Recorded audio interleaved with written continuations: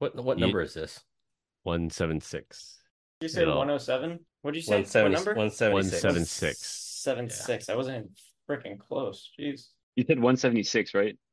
Yes, for the third time, 176. Hello, my friends. Thank you for joining us for the PEBCAK Podcast, a weekly information security show featuring some all-around good people. It is week 35 of 2024. I'm Chris Louie, and as you can hear, my audio is amazing.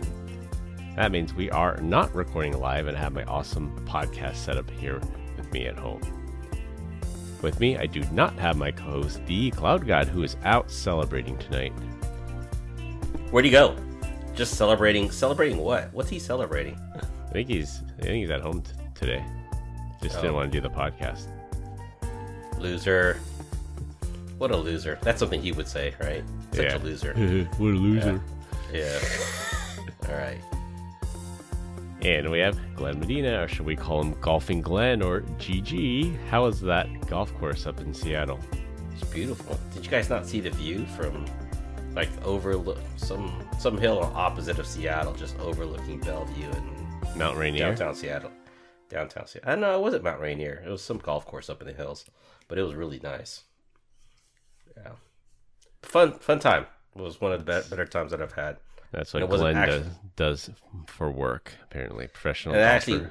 And it wasn't actually true golf. It was called the Rusty Putter course. And basically it's 18 holes of just putt-putt golf without putt-putt style. No windmill. No windmill, no borders. Jumping out. Yeah. It was basically very difficult greens that you had to go from one hole to the next. So it's pretty cool. Right. I'd rather play that than putt-putt. I look forward to you taking us there sometime, Glenn. Yeah. From one hole to the next. That's Kobe's biography. You said it. I did it. I didn't want to be accused of picking on Kobe over here. Well, as you can hear, our first guest this week is friend of the show, Kobe Caputo. Welcome back, Kobe. Well, thank you. Happy to be here. For sure. Thank you for coming in clutch, for showing up on a Friday night to record this when we all just got back home. Yeah, absolutely. For sure. Yeah, thanks for coming on, Kobe. Absolutely. Good to know that you actually live in California. Yes. Even though you gave me a hard time about it, thinking that I was doing some type of psyops on you or something. Well, yeah. I thought it was some kind of a, competitor thing, but it's okay. We're friends. We're friends now, so. We're frenemies. Friend and competitors. Yeah. All good. And our second guest this week is Victor DeLuca. It was great seeing you this week. Vegas Vic. Vegas Vic. Still in Vegas. You said everyone went back home, not me. Still here. That's true. Can't leave for another day. He's actually at a blackjack table right now. I don't know if you can hear his background noise. Whatever brings a better return than the market, man. He's got to throw some dice tonight. Just remember, it's sometimes okay to split tens. What? Says who? Oh, at blackjack? Yeah, blackjack. There are certain situations where you would want to split tens. Is it when the dealer shows 6? When the dealer shows a 6 and there's a sufficiently high count of the deck, which means there's a lot of tens in there still. But mathematically, that's the only time you would ever split tens. But it is possible. Very rare, but still possible. Yeah. I just played roulette. I have no idea. So that's the only game I know. Oh, roulette? Vic told me something interesting. So he played roulette last night, and he now says on the wheels in Vegas they have a 000. So before it was, the color's red, the color's black. There was a green. Yeah, there's a green. There was 0, and then the casinos got clever and they made 0 and then 00, which basically doubled their odds there. And now there's even 000. So there's 3 spots on the wheel that can make you lose now. Is the payout different on for the wheels with 000? It's 12-1 for the greens. Yeah, it's the 39 possible numbers. 3, yeah. I think so. So that's their house edge. Is it 39? Yeah, because 36, it's 1 through 12, 13 through 24, 25 to 36, right? Yeah. So yeah. And then I think I read somewhere that some of the numbers on the wheel appear more on one side in a region, right? I think it was a 25 to 36. That's a myth. If you break it down. If you apply the law of large numbers, then every roll is independent and every number is equally capable of coming up. Well, I guess we're going to have to go examine this. It was interesting, though, because at the table, they had like statistics in real time about the last 300 rolls or whatever, the last 300 games. And it's so useless. It doesn't even matter. I was going to say, absolutely, positively has zero effect on what's the next. Color, nothing. That's a psyop, Glenn. Yeah. Exactly. Because if you get 10 reds in a row, well, statistically, you're supposed to get a black. No, statistically, the next roll is 50-50. Yeah. Do you have a strategy, Vic, when you play roulette? I just got to ask. So it was my first time playing. And no, I really had no idea. So I just tried everything. I tried the even, I tried the red, I tried the single number, which I won once. I think it's a 35 to 1 payout. And I walked away with $16 profit. So well, it's like a whole lot of fun. That's like 100 Canadian bucks. So you're right. You got that covered. It's practically rich. Winner, chicken dinner. There you go. Yeah, I'm just gonna give half to Trudeau. That's all. You have to claim that on your when you get back. I told him he should. He doesn't want to be. He's gonna have to declare it. Yeah, he'll have to declare it. No. That's awesome. Combined, we have decades of information security experience here, not just to educate, but to entertain. We've got 4 awesome stories for this week, so sit back, relax, and enjoy the show. This week, we're going to talk about Telegram's CEO getting arrested, hacking to kill someone. For our third topic, new malware to steal payment card data, and close with Vegas talk. For our first topic, hot off the presses, French judicial authorities arrested and charged Telegram founder Pavel Durov for a pretty wide range of crimes, things like complicity in distributing child pornography or CSAM material, illegal drugs, hacking software on his messaging app, Telegram. This is a stunning blow for an entrepreneur who became a hero for internet libertarians over the past 10 years. Telegram, for those of you who don't know, is an encrypted messaging app, so you can send pretty similar to Signal or WhatsApp. It's end-to-end encrypted. You can start a chat, you can start a group chat, you can also create these communities. The charges are the most significant test facing Telegram and Durov, as they represent a major escalation by the French government in holding the actual tech executives accountable for the content that appears on the platform. So I think the French authorities are arguing, hey, people use your platform to traffic in these illegal things like illegal drugs, hacking software, and the like. They say, therefore, you, Mr. CEO, you are responsible. I think we've seen some of these tests before, at least here in America. Somebody tried to sue YouTube because YouTube posted extremist material from ISIS and inspired an attack, and people were killed, but our Supreme Court struck that down and said, no, YouTube and Google are not liable for that. So this will be definitely an interesting test to see if Durov is responsible. Yeah, I think too it brings up a really interesting topic of, you start having these end-to-end encrypted chats. How did they know in certain scenarios that some of this was happening? What was their means of actually gaining that information or gaining that data, right? Obviously, because it happens on every social media, every chat program, every kind of system like this is being used maliciously and nefariously.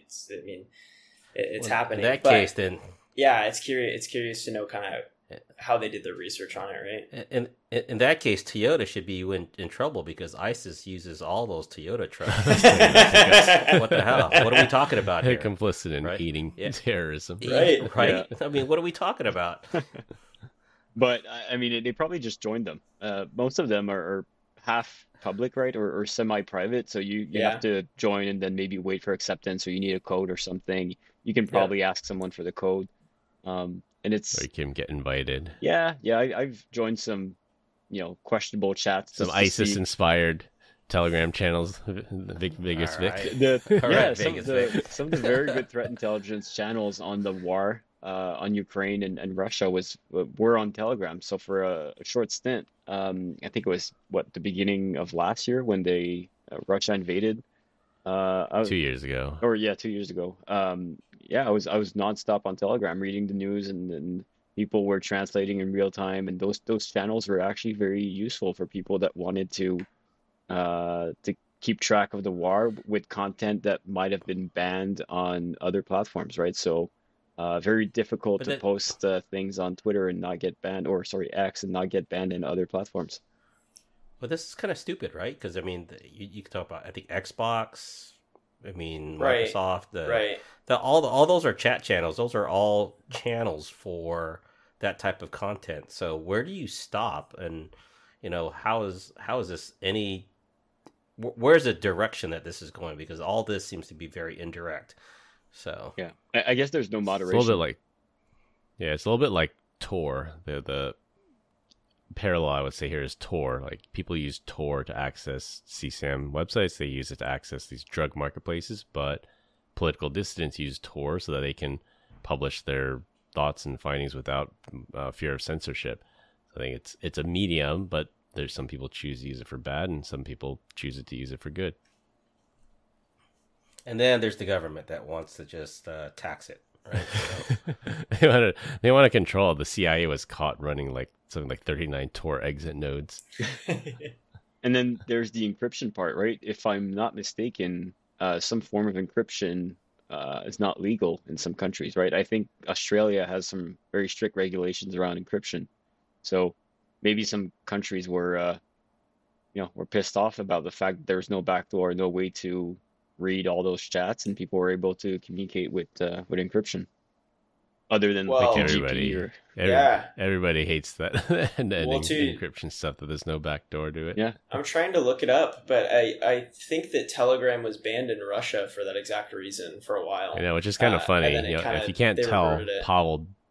If you can't tell Pavel Durov is a Russian name, so he's a Russian Right. citizen. Right. Created this app in Russia. Yeah. Somehow it's still acceptable to use it, and there's no fear that there's a Russian backdoor. But the other thing, like when people say, "Are you on Telegram or are you on Signal?" The true purists, like the crypto people, the security people, typically use Signal, and it's because Signal uses the open source Signal protocol. Like you can read the code. Telegram uses a roll your own encryption. They don't use standard off the shelf encryption. This Pavel Durov created his own encryption algorithm, and to the best of our knowledge, it has not been cracked. But you know what they say in cryptography: only use well-known open source ciphers. Yeah. well, Deech uses Snapchat, right? So Which I doubt has any kind of encryption. Yeah. And Pavel, for those of you that don't know, is also the co-founder of vContact, the Russian Facebook, right? So he has a story around social media and in Russia. So some people like him, some people hate him. They have a lot of Yeah. strong opinions on this guy. It's kind of like the Mark Zuckerberg over there. Russian Zuck. Russian Zuck. or suck. I think they're just trying to set precedents to arrest Elon in the future with X. Yeah, could be. I mean, it's obvious that there's this problem on Telegram just because people get invited or people infiltrate it, and yeah, there are tons of or there used to be. I don't know if there's still, but tons of channels like trading CSAM materials and tons of channels. I've sent you guys videos of a Telegram bot that basically calls people and Mm-hmm. steals their two-factor code, steals their bank passwords and pins and everything. Telegram is definitely a problem, but yeah, the question is, how do you moderate it? And if you Right. don't moderate it, are you therefore liable for what happens on there? Yeah. I saw a story recently on it. It also happened on Telegram, and because of the lack of moderation, some I guess very malicious people had different rooms. So you could join the first room, it was free, and then they had some mild, illegal content. And if you pay $100 a month, you get accepted into the second room. And then if you pay $1,000 a month, you can get into a third room. So there's sort of like this tree architecture or whatever in between the different rooms. So if you pay more, you get access to more stuff. and the smaller and the smaller the group becomes, and the the content was obviously very illegal, but people actually are running businesses on Telegram, so that's the an interesting part. Sounds like Jeffrey Epstein's house. It sounds like criminal OnlyFans. Yeah, I know. For $50 a month, you get 1 days. For $1,000 a month, you get semi-0 days. Yeah, very similar. It's different tiers. Yeah. Wonder how this would play out in the U.S. because we have Section 230 here, and we've talked about this example before. If somebody posts a bomb threat using Facebook, is Facebook liable? Are they the medium? And the analogy is that's like trying to sue the paper company because somebody printed lies in a newspaper. Well, it's the medium, it's the actual newspaper that was wrong there. Mm-hmm. So do you think he's gonna stay in jail? I think they might Julian Assange him, like basically do that, like just arrest him on these so-called trumped up charges and then keep him indefinitely until they get something. Maybe it's that universal backdoor that you talked about, and they're using this as leverage. You talking about the guy from Mitsubishi? Julian Assange? What? No, Julian Assange, the guy from WikiLeaks. Oh, the WikiLeaks guy. Okay. Is Glenn trolling me? Does he actually think Julian Assange is this Hyundai executive? Senior guy. Not Hyundai. There's a Hyundai. Hyundai. Tesla. Come on. Tesla. Are you thinking of Carlos Ghosn by any chance? Yes. He was the Nissan/Renault CEO that escaped Japan in a cello case. Was he Nissan? He was Nissan. He was Nissan/Renault, and he's living free in Lebanon right now because he's or is it Jordan? I think it might be Lebanon actually. Yeah, it was for fraud. No, different guy, Glenn. Yeah. So I think personally that Pavel is probably going to walk free from this, but after a lot of back and forth, legal back and forth, I really have no idea how France will, if they judge, if it goes in front of a jury, if it goes in front of a judge, if there are criminal accusation, if it has to be in jail, if he's allowed to stay in a hotel in the meantime, they take away his passport. Really interesting. But I think he'll need to walk because I can't fathom the fact that just a lack of moderation is pinpointed on him personally. Especially as a company, right? It's kind of weird to. I know Europe has different laws. Sometimes they hold people personally accountable, just like GDPR, for example. But that's interesting. Yeah, it's that, and holding if they wanted him to say increase moderation there, and he promises to increase the moderate content moderation, like they don't have to arrest him and criminally charge him. They can just sanction him or ban the app, which is another way people get around that. I don't think they actually arrest him unless they know something that we don't, and this guy is like actively promoting it and creating these channels himself. Right. Assisting with the distribution. Yeah. It's also interesting. They're not all parts of Telegram.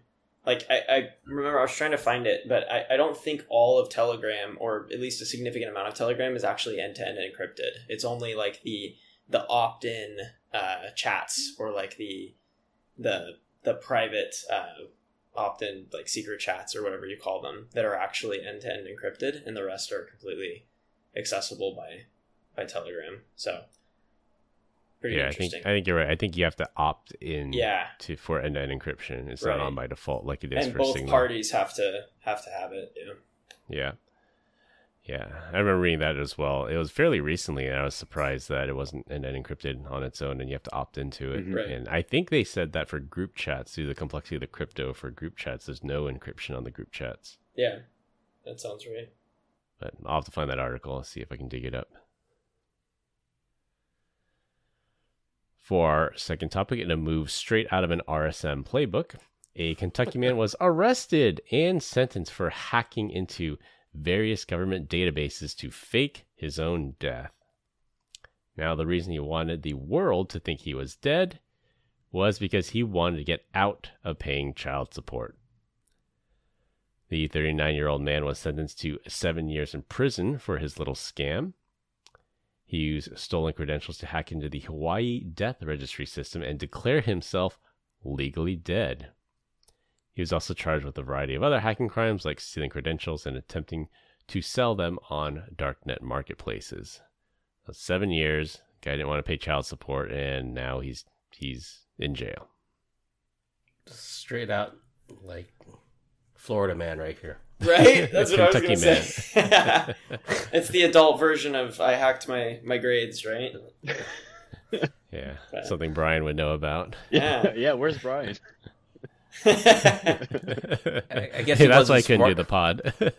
I guess he wasn't smart enough to actually just fake his death and move to another country. So He still wanted to live here and not have to pay child support. yeah. He found a clever way to do it. You know, this brings up a really interesting question, though, is the fact that somebody was able to use stolen credentials to an official government repository and make all the modifications without anything else stopping him from actually doing that. Oh, I'm not pretty surprised. Like, have you seen? Oh, I'm not security surprised for either. state level government. Right. No multi-factor authentication apparently, and Right. no password rotation. It's just like, and the fact that it's Hawaii doesn't surprise me either. Like, you remember maybe 3 years ago or so when Hawaii had that accidental missile launch thing that says, Yeah. Missiles are incoming to Hawaii. This is not a drill. Get underground now. That's so Yeah. funny. And they're like, oops. And then, so first of all, that is hilarious. But the more hilarious part was they interviewed the guy that accidentally pressed the button. And he was like posing in the Hawaii Weather Center and everything. And then in the background, you could see a monitor with a post-it on it that said password on it. So it was in the background. So again, not really surprised. I guess the Hawaiian state government doesn't have their IT security all buttoned up yet. We know how he stole the credentials. Didn't he say. walked in. Yeah, Walked I know, into the yeah. county office and looked underneath the keyboard of the attendant that was sitting there. He just said took he a was picture of the monitor. Yeah, he said he was an official state representative. And they handed it to him. That's cool. No. He should get a. Is that really? Is that what it says No. in the news? No. No. No, it doesn't. Okay. Oh man, now you're trolling I was like, me. No, it does Sounds say believable though. it does say that Yeah. he completed all of the forms, assigned it to himself as the medical certifier, and created his own death certificate using the digital signature of a doctor. that's amazing. So he basically Yeah, that's- forged. And that's pretty sophisticated. He used Adobe. He do use Adobe Acrobat to do this. That's how Like, that's how it literal was whiteout caught. on the paper. That's how it was caught. Adobe's algorithm was like, "Hey, He should. this doesn't make sense." He should have said he's just a security researcher. He would have walked away. Right? Yeah, it was a pen test. It was a pen test, you guys. They paid me for it. Yeah, you'd think the big brain move here. So this guy's pretty smart. He can hack into it. He knows how to digitally sign as a doctor. So he's smarter than your average bear. I don't know if I call But it he did it- hacking if you use credentials that are under a keyboard, but carry on. But he did it to himself. So that, number one, that's a dead giveaway. Like, you changed one death record, it was yourself. So that's a dead giveaway. Why not do this for other people, like death as a service? That's someone else that doesn't want to get out of paying child support. You go in there and you declare them dead, and then you get paid $1,000 a pop, and there's your child support. That's how you earn it. How much was he paying? Do we know? No, I don't think it said.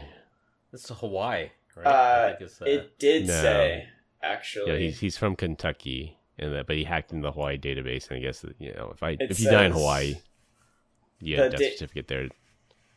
Damages, including unpaid child support, is estimated to be more than $195,000. Over the span of how long? I'm not sure. 15 years. Yeah, but those quote damage numbers are always inflated. It's like, oh well, how many Sure. hours did it take to reimage the system? Like, Yeah. How many they people were just- involved? Yeah. Yeah, And exactly. that door we had to break down to get into his house.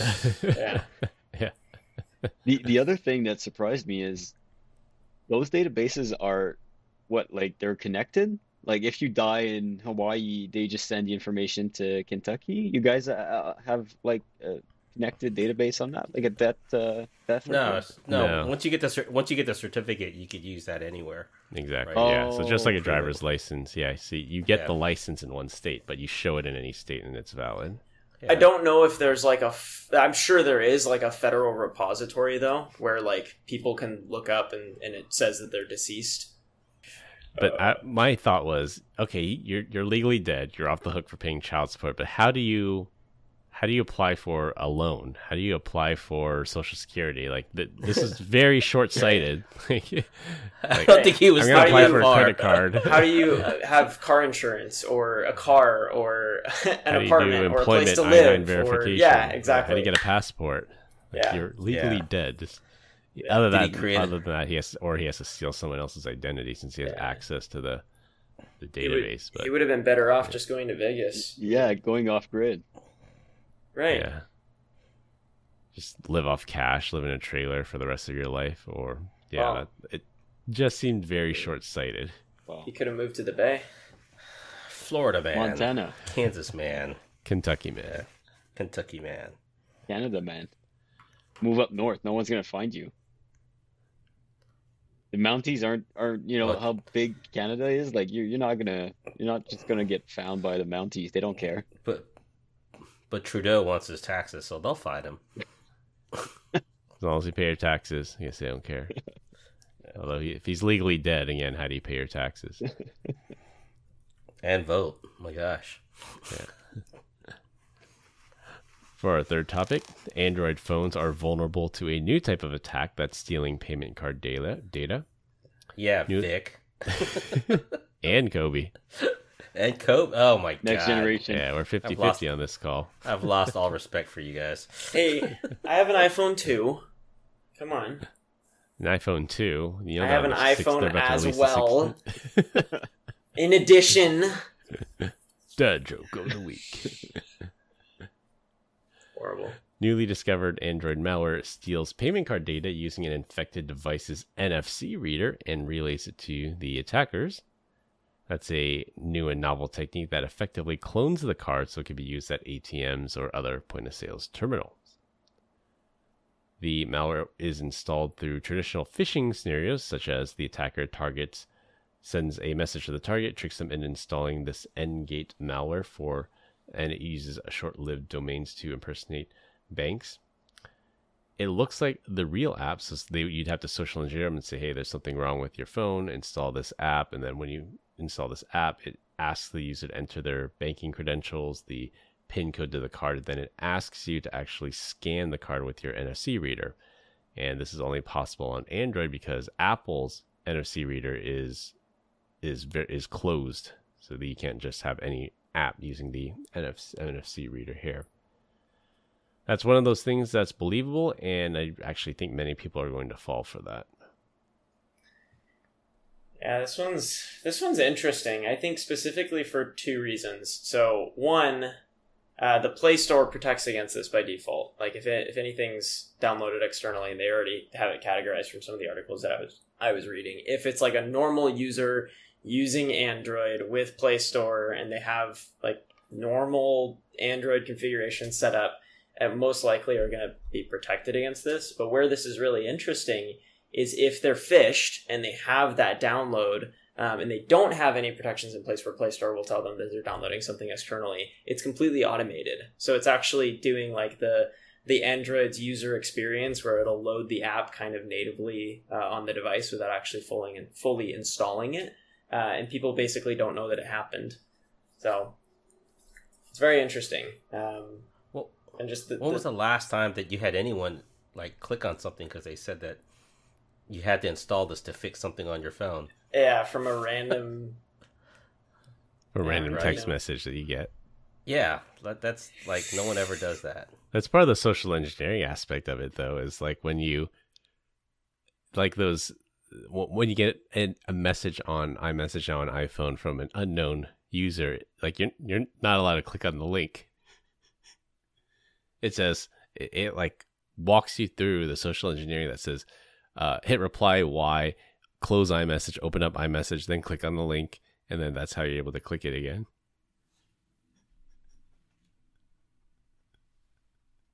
Well, thanks a lot, Terry Davis. You've got our co-host cracking up.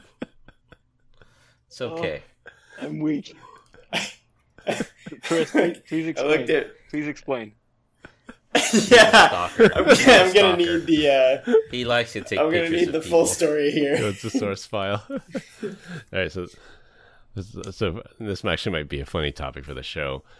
During COVID, we were forced to use Zoom, and Zoom backgrounds had just become a thing. And my old office was like a huge mess. So I would always have a background up because I didn't want people to see how messy my office was. And we would steal other people's backgrounds.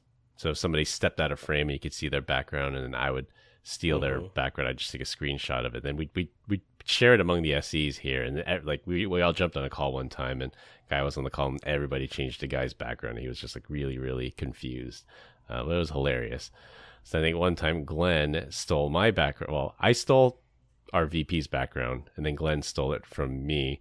And then when he used it, he was just like staring into the camera. And I took a screenshot of him, and he just has a funny look on his face. So I use that as my background.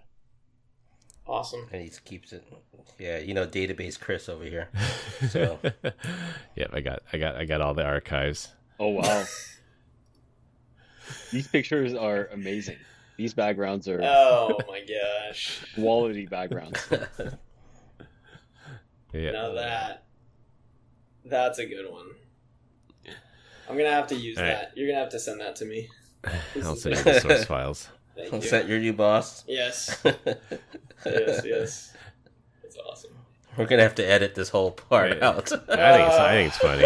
If we're under time, this segment's staying in. Right?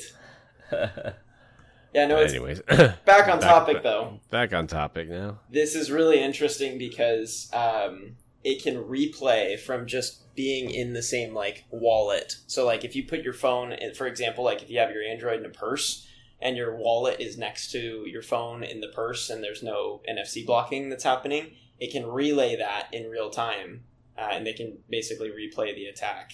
So that's kind of how this is successful, which is interesting.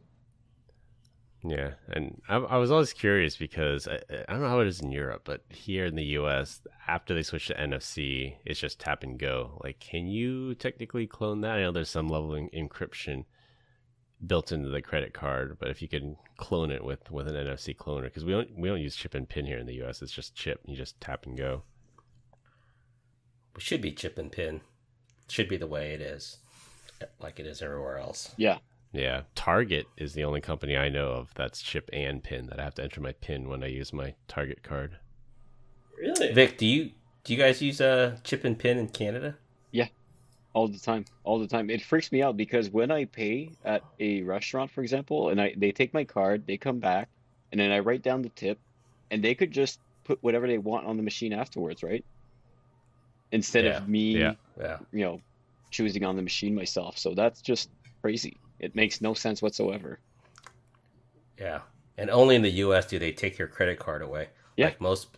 Like all of Europe, they bring their reader to you, and you are in possession of your credit card the whole time. Everywhere else in the world, only the U.S.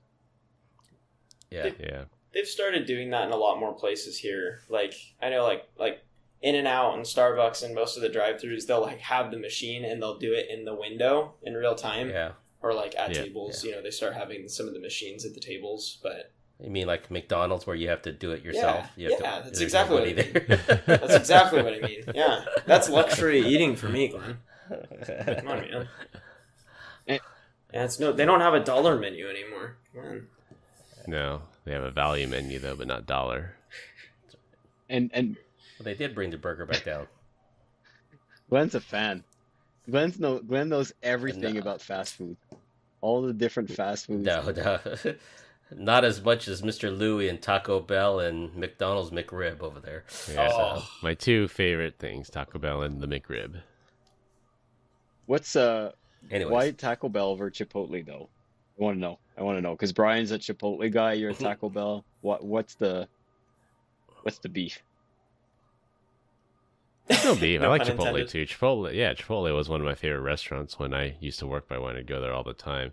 Chipotle is like higher quality. It's $13 for a burrito, and Taco Bell, you know what you're getting. If you buy a $3 burrito, you know why it's $3. You can just get more of them. Have you been to the Half Moon Bay Taco Bell? I think you're thinking of the water? Pacifica Yeah. one. Yeah. I guess it is in Pacifica. Yeah. Yeah. That's pretty cool. Yeah, my Yep. kids love going there. We go to the beach and then we walk over to the Taco Bell and get lunch. And it's always crowded and busy, so I just went up to the app. I just walk in, walk out. That's smart.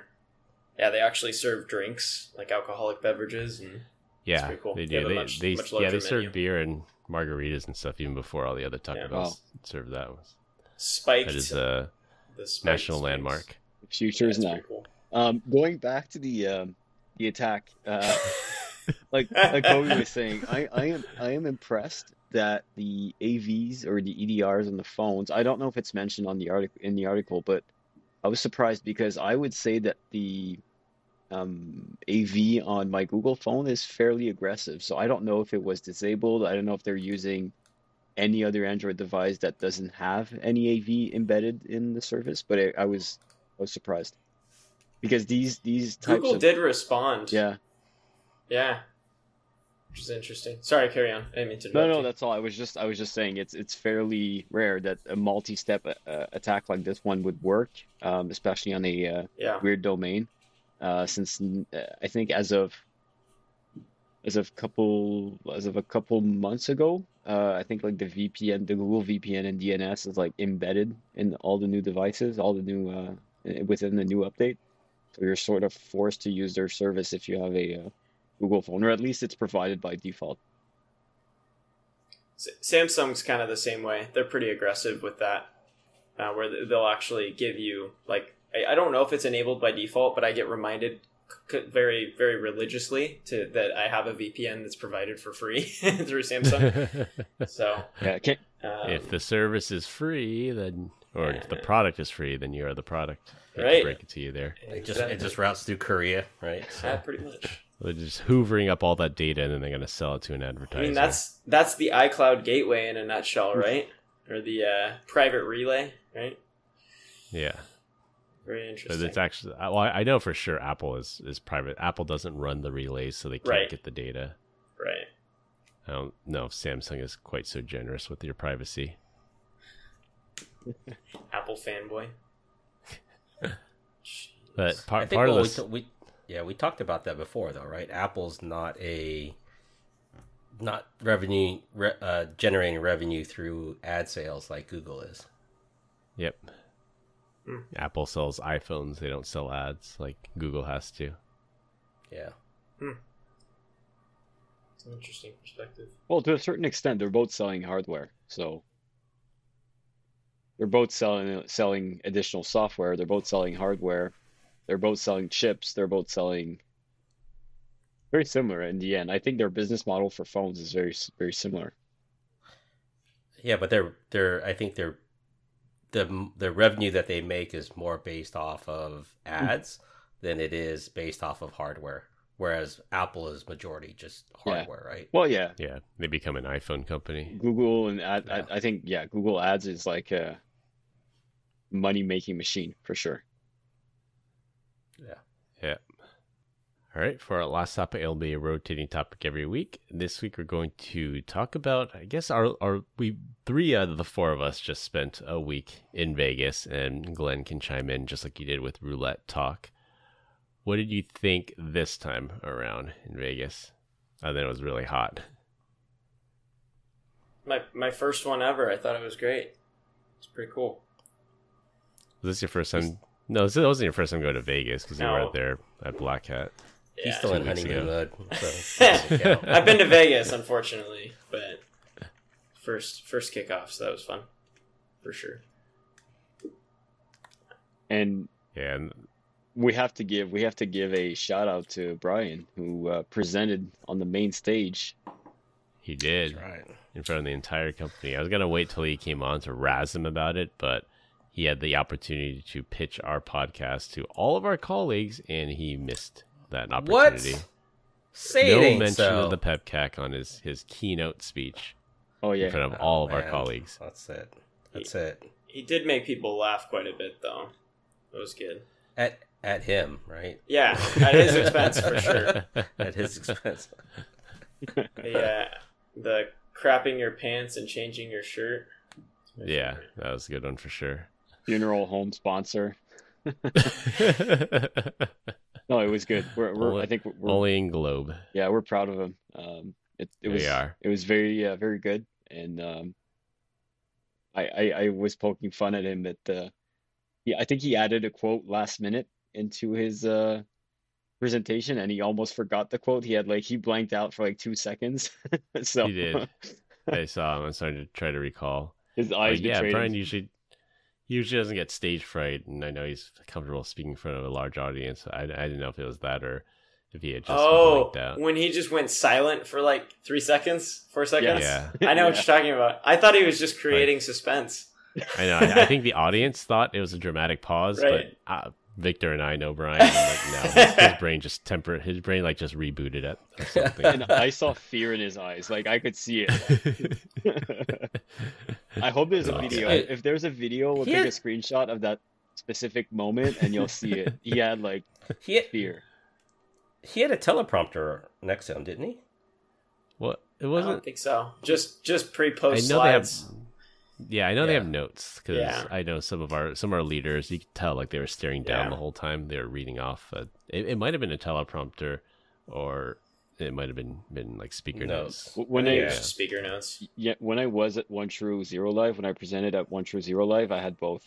I had the speaker notes and I had the slides. So Yeah. might have been the same for him.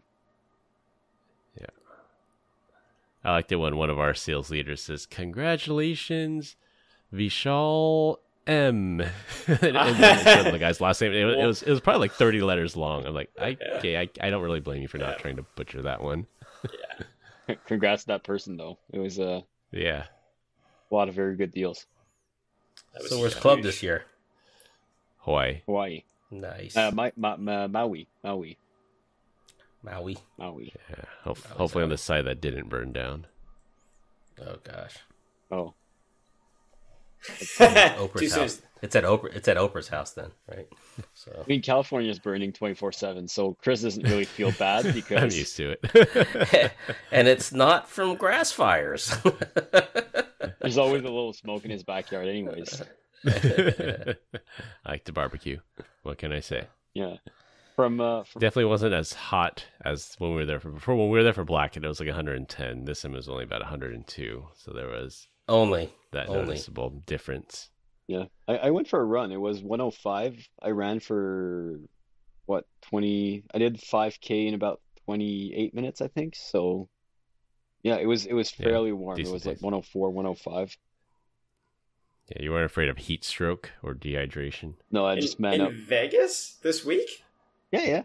Wednesday night. Where were you, Kobe? What's going on? Yeah. I don't know where you were, but it was not 105 at 8 o'clock at night. No, it wasn't 8 o'clock at night. I never said I ran at night. Hmm. Yeah, I heard you say you ran at late at night. Oh, sorry. I meant no. I ran. It was late. Sorry. So what is the story, Vic? It's changing a lot here. Just saying. I mean, it's on Strava. It's on Strava. It's posted. It's official. But what I wanted to say is I, for the first time, went to the old strip, the Fremont Avenue, I think it's called. Yeah, Fremont Street. Fremont yeah. Street. It's your first time? Your first time? First time. What'd you think? Yeah, they had the light show on the roof. It is crazy. They've got their own show. They've got their own shows on the ground too. I've so. seen things. I've seen things. It was fairly different. I only thought the new strip was the only strip, but when I went to Old Vegas on Fremont, wow. Yeah. But it's also weird because you never feel like it feels like you're never outside, but you have cars driving by. It feels very Yeah. like cyberpunk, Very like surreal, futuristic type Yeah. of. Even if it's raining, even if the sun is up, you wouldn't even know. So there's just this massive screen above you or Yeah. LEDs, and it's just like a bunch of colors. Yeah. You want to go back in time, go watch Sean Connery in, I think, Diamonds Are Forever. And there's a car chase with police cars, with police and him in downtown Vegas, and they show Binions in there. And where that police chase is actually the walkway, because that used to be the main strip. Yeah. And now they've made it a pedestrian path. So, yeah. Yeah, and the casinos. Yeah, are, that's where the original Binions was Yeah. there before they reskinned Bollies and called it Binions Horseshoe. Yeah. Yeah. Yeah, and the casinos are definitely not as nice, but the cool thing is it's walkable. The new strip is totally unwalkable. It's so long, so wide. Casinos are out of Well, proportion, but this one is fairly cool. You can do the whole street in like 15 minutes. Yeah, And that's old most of the- Vegas. Most of the tables there are pretty cheap too. Like they've like Yeah, during the should week have it's $5 or $5. $10 minimum. Yeah. And even at Paris, like at night at Paris, like the craps tables were like $50 minimum. Right. That's crazy. Like it's inflation, I guess. That's nuts. It's like impossible to find a $5 table on the strip anymore. I'd be out though. It'd be like one roll because it's 50 in the front, 100 in the back, and then what? I've only carried $200. Yeah, you not have the bankroll to survive the No. ups and downs, Glenn. No, definitely not. Did you guys gamble at Kobe or Vic? I know Vic, you said you won $16 or did Kobe you gamble? Never at a table. Nope. So, Do you use slots? no, I really don't gamble. I'm not against it. I just haven't had an opportunity to. I've never been to Vegas that hasn't been like for work that I've been able to chill. So Is it because you don't know how? yeah, Or is it yeah, because? yeah. Okay. No, I like Okay. blackjack. I like Texas Hold'em. I've only played like poker and stuff at home, so like with friends and stuff like that. So I've never actually played at a table. So I'm definitely intimidated by sitting down at a table and doing something. But I think slots would be fun, or somebody would be willing to show the ropes. No skill Well, the involved. So the slots Right. these days are so intimidating. It's all just pigs and birds and Yeah, flying There's, like, around, and I don't bonuses get it. and Yeah, screens the that make a treasure lot of chest. noise. Yeah. Yeah. Yeah. I just want to see the things go up and down, hit sevens, go all the way across, and I win. So, Right. Yeah. Yeah. Yeah. Max Yeah. bet, Different max ways to bet, win. max bet. That's Yeah. it. Yeah. Now it's all like DLC stuff. Yeah. Yeah, I will say that I was impressed, and maybe I don't know why, but it's the first time that I noticed that people are actually still sitting at the tables when I wake up in the morning. I had never Yes. realized Yeah. that. I don't know why, but I think it's because I have to go through the casino to get out of the hotel to get to the conference center. But I had never realized. I was waking up, working out 6, 7 a.m., and the people were still there from the night before. I don't think I've noticed, if the same person stayed at the same table or whatever, but these people were not stopping. They were just like, keep ordering drinks, keep gambling. It's like a lifestyle. Yeah, an that's addiction, I guess. not healthy for sure. Quitters don't win and winners don't Not- quit, right? Yeah, not a good sign. If you've been there for hours and you're there 7 in the morning. Yeah, and the second Yeah. thing I noticed is, well, because I'm still in Vegas right now and it's Friday night, the crowd completely changed, I'd say maybe midday. I think there's supposedly a football game at the Allegiant Stadium, LSU There versus is. ASU, and Uh-huh. the crowd, College football. the hotel completely changed. You can see like people like leaving the Thursday night or the Friday morning were like, gamblers, people going to conferences, All our colleagues. all our colleagues. And then now Friday night, it's just a bunch of students, like a bunch of students. They're all just wearing their university swag, and they're going out partying. You can see they're all wearing the same like golf polo with chinos. I guess that's like the university student style. But yeah, the crowd completely changed. Wow. Interesting. Very interesting. Glenn's PC just turned off. Oh, it was probably his browser. Oh, sweet. He actually is Modified. here. We can talk crap about him. Modified Chromium. Yeah. His browser just caused a blue It's screen. killed off Task Manager. Yeah. Yeah, good trip, good seeing you guys. Always a For pleasure. sure. Yeah. Absolutely. I'm glad it didn't rain this year. That would have sucked if it rained.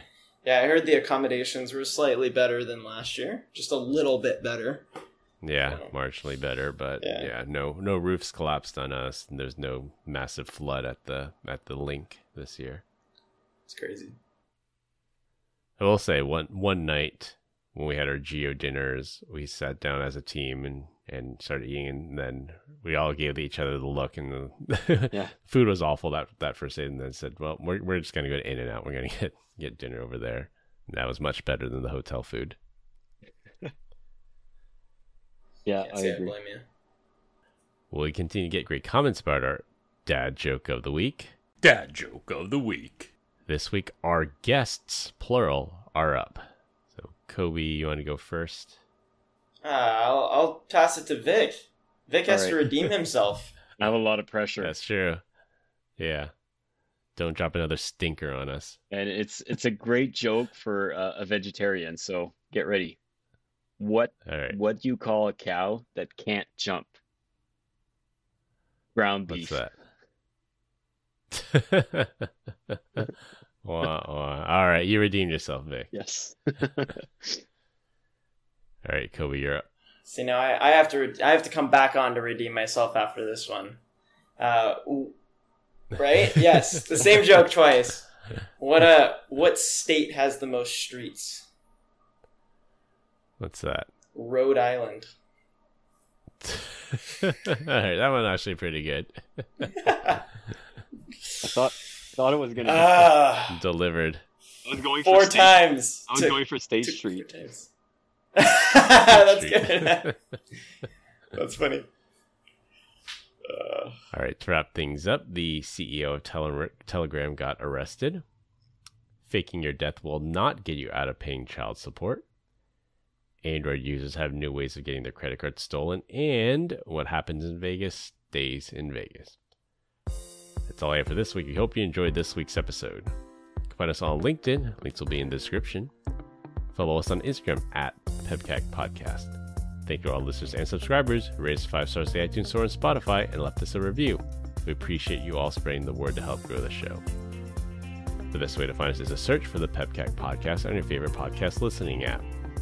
My co-host Glenn Medina and our guests, Kobe Caputo and Victor DeLuca. I'm Chris Louie. Thanks for listening. We'll see you all next weekend. As always, have a nice day. Have a nice day.